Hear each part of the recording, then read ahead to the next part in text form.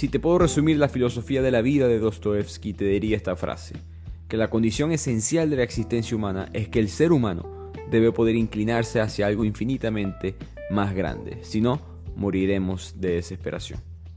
No tienes que estar de acuerdo con esa frase, pero si quieres poder disfrutar de uno de los mejores novelistas de la historia, este episodio es para que aprendas cómo era la vida de Dostoevsky, cómo llega él a esta conclusión y cómo se manifiesta esto en sus obras. Bienvenidos a este corto episodio de Bibliotequeando. Les habla su anfitrión Ricardo Lugo, @bibliotequeando en las redes. Se pueden suscribir al canal de YouTube bajo el mismo nombre y, como siempre, seguir apoyando este podcast. Hoy les quiero hablar de cómo leer a Dostoevsky, específicamente su historia combinado con algunos elementos de su estilo literario. Los que escuchan este podcast frecuentemente saben que a través del resumen de Crimen y Castigo, Memorias del Subsuelo, El Gran Inquisidor, el capítulo dentro de los hermanos Karamazov, hemos hablado de la historia de Dostoevsky de una manera u otra, pero en esos episodios siempre era Dostoevsky orientado hacia ese libro específico. Hoy quiero hablar de una combinación de libros, no los libros como tal, sino el contexto del libro, su aspecto personal, su vida, su filosofía, tocar esos temas rápidamente y entender a Dostoevsky de manera general. He visto muchos jóvenes que siempre uno de joven, eso es normal. A veces uno no quiere leer la literatura clásica, le parece un aburrido, vieja, en verdad es un poco más compleja que lo que suele ser la literatura juvenil. Pero Dostoevsky es para mí, para esa generación, a la cual ya yo no pertenezco, esto es un autor malentendido. De hecho, hasta a veces pienso que lo categorizan como un autor sencillo. He visto a otros creadores de contenido sobre la literatura mencionando a Dostoevsky como un buen momento, como un buen autor para empezar a leer literatura clásica, y yo no lo considero el primero que deberías empezar a leer. Pienso que el primero debería ser alguien mucho menos profundo que Dostoevsky. Dostoevsky para mí es uno de los más profundos. Entonces hablemos de él, hablemos de su estilo, hablemos de su vida y cómo se conecta todas estas experiencias que él tuvo en su vida. Dostoevsky nace el 11 de noviembre de 1821 en Moscú, en Rusia. Autor, pensador, filósofo, lleno de tormentos. Su vida muy complicada de entender hasta cierto punto, pero esa es parte de su magia. Y aquí quiero mencionar su primer punto de vista, algo muy único que él tiene como autor. Él no te cuenta, él te muestra. Es algo que me ha costado conseguir en muchos autores, tanto del presente como del pasado. La mayoría de los autores gastan su capital literario en describir la situación o los sentimientos de un personaje. Ahí es donde los autores se destacan. Estaba escuchando una entrevista de Ken Follett recientemente, autor de Pilares de la Tierra, entre otros libros, hablando de que para que un libro tenga éxito requiere un aspecto de comercialización, escenas de sexo, escenas de violencia, traiciones, las cosas que venden normalmente. Pero esas cosas que venden no importan para nada, a menos que un autor pueda comunicar perfectamente lo que ese personaje está sintiendo, porque eso crea la conexión entre el lector y el libro, y ahí es cuando cada persona siempre tiene que pasar la siguiente página y ahí creas un bestseller. Eso es lo que los autores, argumenta él, suelen hacer, ya sea de alta gama, alta calidad literaria o baja, buscan demostrar los sentimientos de cada personaje de una manera u otra. Dostoevsky es diferente, él no te dice, él te lo muestra. Una sutil pero muy importante diferencia. Él no te va a describir con palabras exactamente el sentimiento, las ideas de cada persona. Él te va a mostrar las acciones, cómo se manejan en la vida. Si lees Crimen y Castigo, en ningún momento habla al principio, en las primeras páginas de la psicología interna de Raskolnikov. Todo es mostrándote sus acciones, lo que él hace, su estilo de vida. Con eso ya vas sintiendo una sensación de tensión, de que algo va a suceder, que algo va a quebrar, pero no sabes exactamente qué es. Más adelante todo va a tener sentido, que eso es lo que hace Dostoevsky. Él te muestra primero y después te dice. Después en la historia, él va a conectar los puntos de todo lo que esos personajes hicieron. Porque así funciona la vida real. En la vida real, el que está enfrente tuyo no te va a decir cómo se siente. No te va a decir sus pensamientos más puros. Para Dostoevsky era quizás un error, una palabra fuerte, pero si tú lees un libro y ya sabes los pensamientos internos de las dos personas, eso es muy ficción para Dostoevsky, no es suficientemente verdad, no es suficientemente vida, no es suficientemente cierto. En la vida real tú no sabes los pensamientos internos de la otra persona. Quizás puedes hasta cierto punto con alguien que conoces por mucho tiempo y relaciones más íntimas, esposos, esposas, etcétera. Pero la mayoría de las veces no vas a tener esa ventana a la otra persona. Por lo tanto, Dostoevsky te puede confundir. He visto eso, me pasó a mí. Recuerdo cuando yo leí El Idiota hace mucho tiempo. Recuerdo estar como que 10, 15 páginas y Dostoevsky, ¿a dónde estás yendo con esto? No entendía hasta que de repente el príncipe Mushkin cuenta esta historia del hombre que iba a ser fusilado. Vamos a llegar a eso con Dostoevsky, pero este hombre que iba a ser fusilado, como de repente le ve el sentido de la vida y entiendes poco a poco cuáles fueron todas esas acciones y por qué el príncipe actúa de esa manera en la obra. Con eso, hablemos un poco de la vida personal de Dostoevsky para que entendamos los mensajes que él tiene en cada libro. Voy a hablar principalmente de 4 libros en este episodio. El Idiota, Notas, Memorias del Subsuelo, Crimen y Castigo y Los Hermanos Karamazov. Todos van a tener algo que ver con esta época de su vida, cuando él era joven, que se unió a un grupo de revolucionarios, eventualmente fue arrestado, lo encarcelan y lo ponen en confinamiento solitario. Él es arrestado por el zar en Rusia, estamos en una época bastante feudalista dentro de Rusia. Sin embargo, ese momento en el cual es arrestado, encarcelado, puesto en solitario, va a ser en verdad el comienzo de Dostoevsky. Antes de esto, él no era Dostoevsky, el autor que tú y yo conocemos. Antes de continuar con este episodio, quería anunciarles algo que me da mucha emoción, que es que siempre he querido tener estas conversaciones sobre los libros, literatura, filosofía, historia con ustedes. Por lo tanto, que tienen tiempo pidiéndomelo, he decidido empezar este club de lectura de Bibliotequeando. Vamos a reunirnos una vez al mes, virtualmente, por supuesto. La idea es que todos nosotros, conmigo, podamos conversar todos estos temas. No van a ser una cantidad excesiva de gente al mismo tiempo, porque si no pierde la dinámica. La idea es que todos podamos participar, así que si se necesitan hacer más de una sola reunión al mes para que podamos dividirnos en grupos, lo haremos.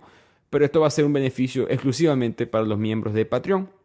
Pueden unirse a Patreon, donde tendrán además un episodio exclusivo adicional al mes y también artículos y otros beneficios dentro de Bibliotequeando. El link lo pueden conseguir en la descripción de este episodio, descripción del podcast, igualmente en la biografía de Instagram. Así que espero verlos en este club de literatura de Bibliotequeando. Haremos libros que no hemos hecho, que no he resumido en el podcast, también uno que otro que ya ha pasado en esta ya larga lista de libros. La idea es que podamos todos tener una conversación bastante interesante. Así que los espero en Patreon. En esa oscuridad él fue llevado a ser fusilado. Muchos de los que me escuchan saben esta historia. Él lo colocan en la pared listo para ser víctima de este escuadrón de fusilamiento. Y de repente llegó un mensajero agitando una bandera blanca diciendo que la ejecución fue una ejecución simulada. Era mentira, era falsa, era una forma retorcida de tortura psicológica de parte del zar. El líder político de la época quería simplemente recordarles, uno, a estos estudiantes revolucionarios quién es el que manda, y dos, torturarlos psicológicamente, dañarlos, romperlos de tal manera que no sean un problema más adelante. Dostoevsky y todos estos demás estudiantes fueron llevados a un campo de trabajo en Siberia en condiciones extremadamente duras. De hecho, uno terminó con daño psicológico de tal manera que nunca fue el mismo.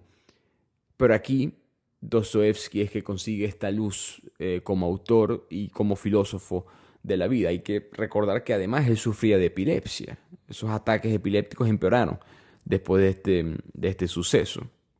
Por eso que sus obras van a explorar tanto estos temas del sufrimiento humano, la redención, la moralidad específicamente en momentos de adversidad y opresión, con este toque muy oscuro de alguien quebrado psicológicamente y de alguien que se enfrentó, promovió y se da cuenta de las fallas de las políticas idealistas.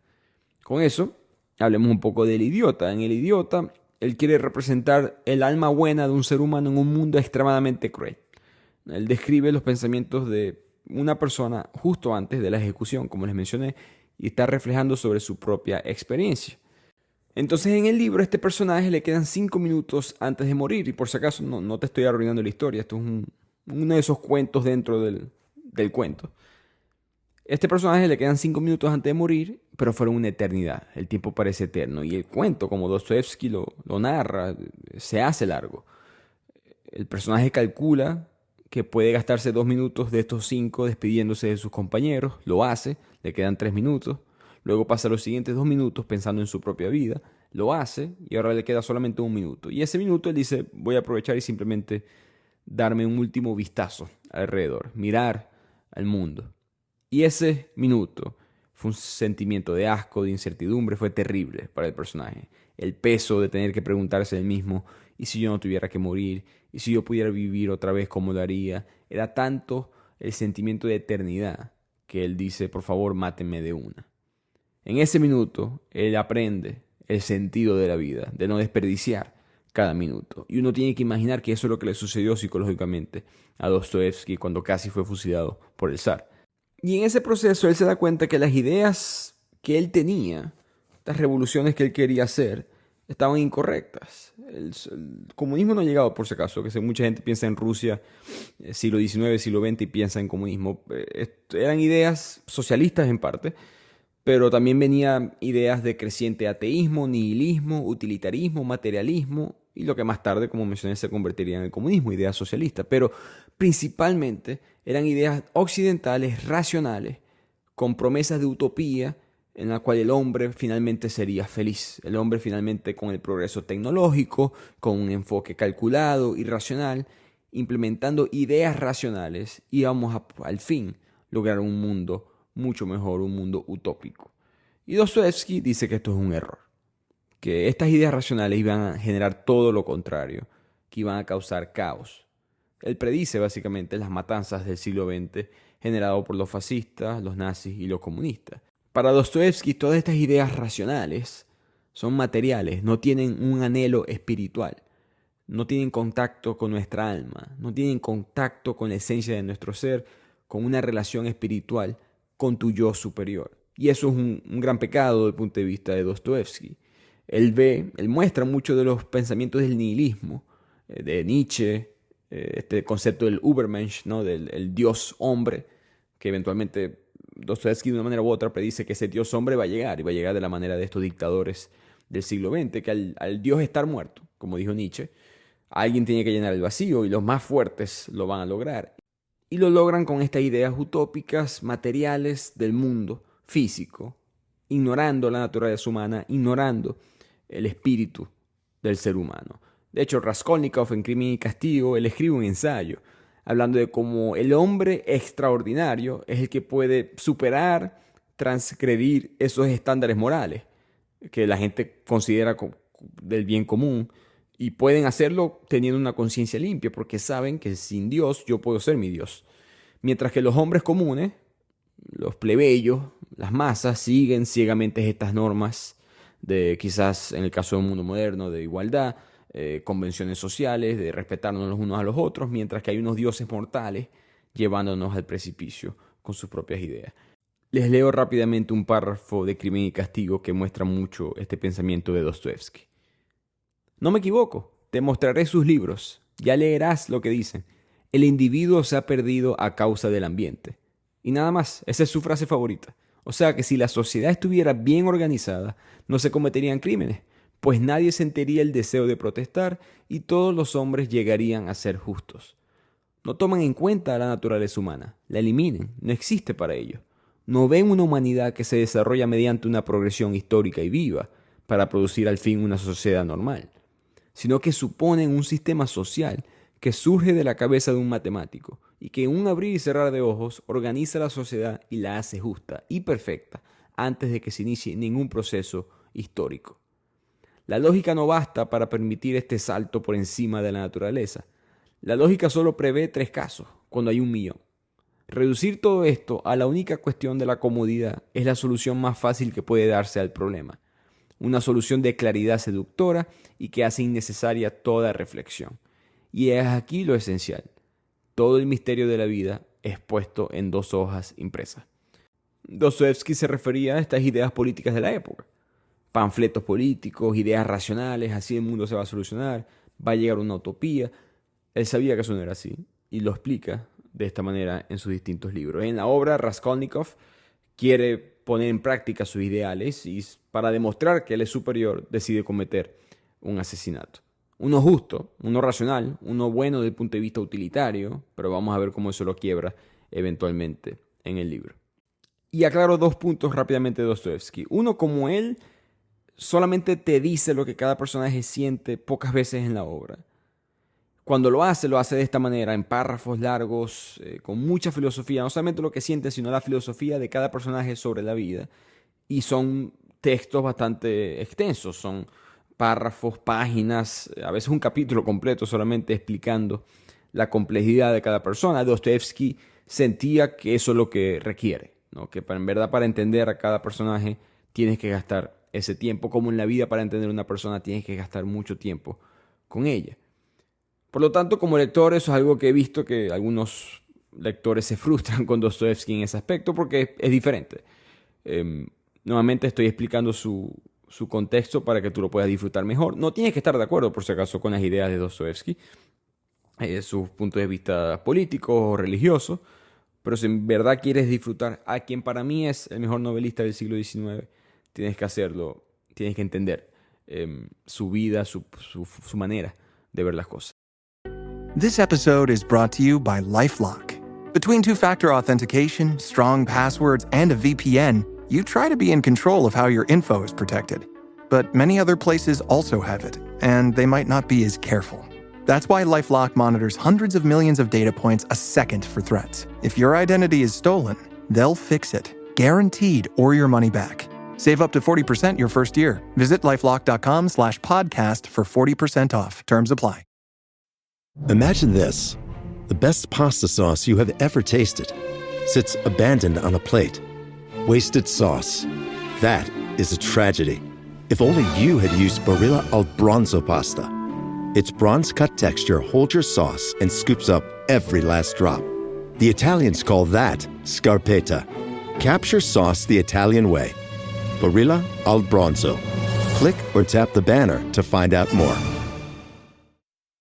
Con eso quiero llegar a Memorias del Subsuelo, un libro quizá de los más oscuros, menos simpáticos de Dostoevsky. Tenemos un personaje simplemente conocido como el hombre del subsuelo, no tiene ni siquiera nombre, una persona retirada de 40 años, amargada, rencorosa, autodespreciable, grosera, intimidante. Se aleja mucho de la sociedad, no la entiende, no se decepciona con el mundo real.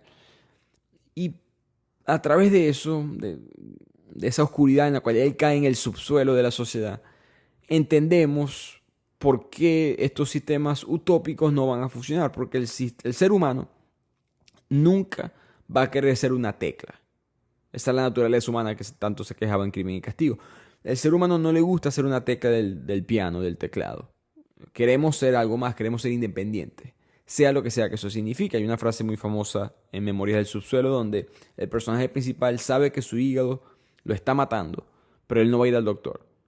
Simplemente porque sabe que eso es lo que él tiene que hacer.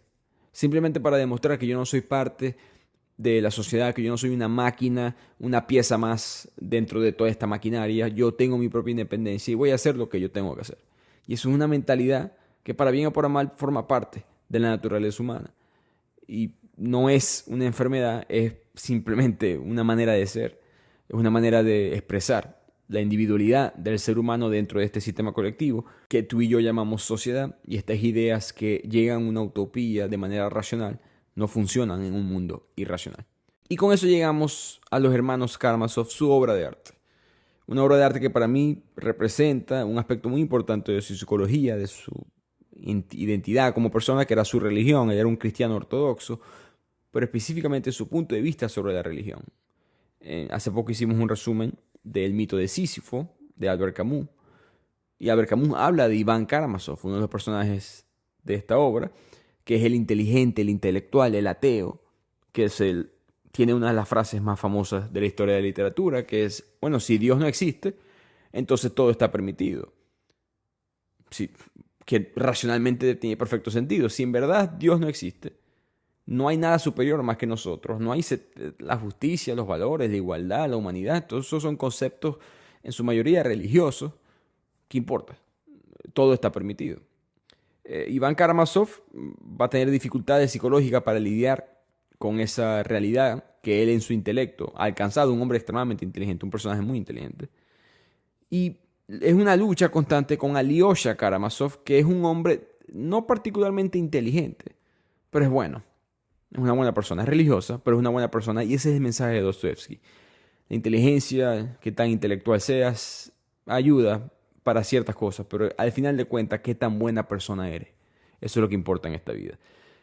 Y él conecta eso mucho con la religión, con el entender, ser humilde, que hay algo más poderoso, más grande que tú. No, vuelvo y repito, no tienes que ser religioso para disfrutar a Fyodor Dostoevsky, el famoso ateo, para mí el ateo más erudito que yo he leído, Christopher Hitchens, hablaba mucho de que tú consigues mejor filosofía religiosa con la que vas a estar de acuerdo como ateo en los libros de Dostoevsky, que es lo que vas a conseguir en la Biblia o en el Corán.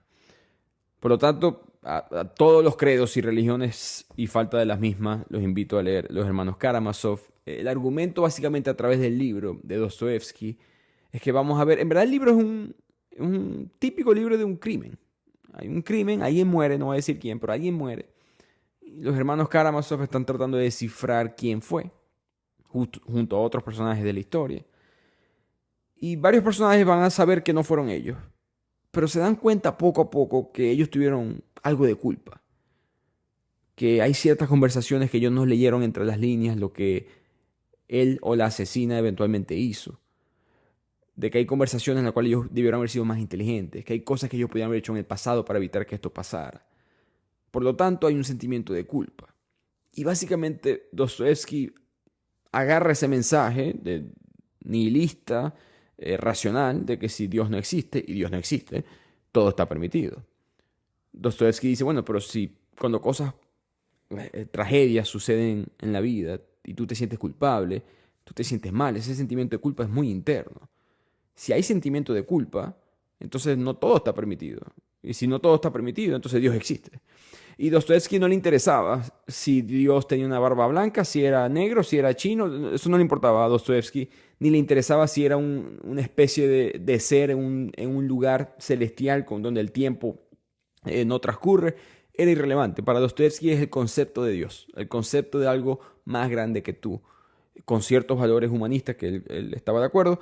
Eso era lo que significaba, ese era el valor de la religión, y que sin eso el mundo fallaba, que el mundo iba a caer tarde o temprano en los nuevos dioses terrenales, entre paréntesis Joseph Stalin, Adolfo Hitler, Mussolini, etcétera, etcétera. Inserten su dictador aquí. Y ese es parte del mensaje de la vida de Dostoevsky. Espero que lo lean. En verdad es uno de mis autores preferidos. Mucha filosofía con la que estás de acuerdo, con la que no estás de acuerdo. Es muy fácil. Es uno de los mejores autores para leer ideas con las que no vas a estar de acuerdo, porque él lo va a colocar en los personajes que tú aprecias en la obra. Por lo tanto, te llevan otros caminos filosóficos que quizás no hubieses explorado anteriormente. No es un predicador desde el punto de vista religioso. El gran inquisidor, los que escucharon ese episodio lo saben.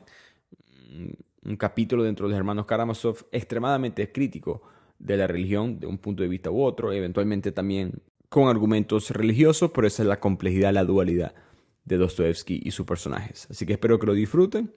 Nuevamente, @bibliotequeando, se pueden suscribir al canal de YouTube.